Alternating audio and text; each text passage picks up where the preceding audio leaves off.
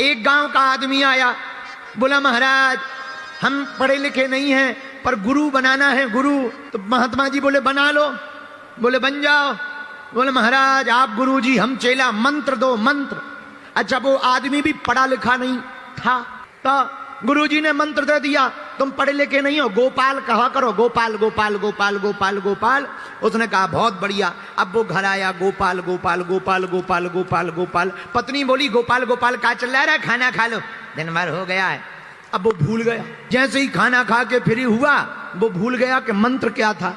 अब पूरी रात रोता रहा, पत्नी को पीटता रहा, तेरे चक्कर में, खाना के चक्कर में गुरुजी का मंत्र और भूल गए। अब पता नहीं गुरुजी कहाँ हो गए। तो दिमाग लगा था का था क्या था, गा से था, गा से। अब गोपाल तो भूल गया, गप्पू जी याद आ गए।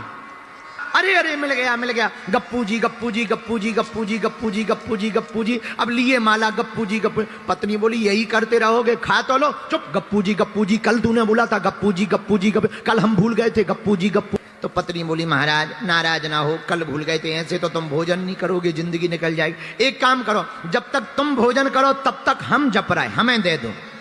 अब वो भोजन करने लगा। अब उसकी पत्नी गप्पू जी गप्पू जी गप्पू जी, एक रोटी ले लो गप्पू जी गप्पू जी गप्पू जी गप्पू, थोड़ा सब्जी ले लो गप्पू जी गप्पू जी गप्पू जी। अब इसने भोजन किया, हाथ धोए, ले आओ हमारा मंत्र हमें दे दो, लो गप्पू जी।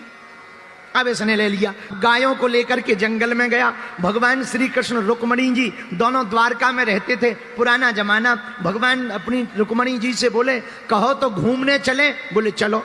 अब भगवान घूमने गए तो उसी जंगल में चले गए जहां वो बैठा हुआ गायों को चरा रहा था, पूजी गप्पू जी गप्पू जी चिल्ला रहा था।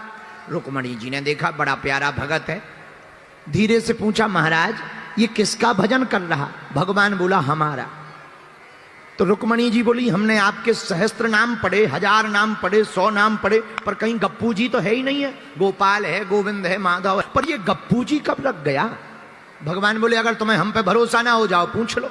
रुक्मणी जी दूसरा भेष बनाया और हाथ जोड़ करके बोले भैया ये तुम किसका नाम ले रहे हो। अब उसे लगा कि अगर इनको जवाब देंगे तो भूल जाएंगे, तो लगा गप्पू जी गप्पू जी गप्पू जी गप्पू जी गप्पू जी गप्पू गप्पू जी गप्पू जी गप्पू जी। अरे भैया हाथ मत लाओ, बताओ किसका नाम जप कर रहे। सोच चिल्ला के इसे लगा कि ये तो भुलवा देगी, कल घरवाली के चक्कर में भूल गए थे, आज बाहर वाली के चक्कर में भूल जाएंगे। सो दिमाग खराब होकर के भैया किसका नाम जप कर रहे हो। तेरे खसम का।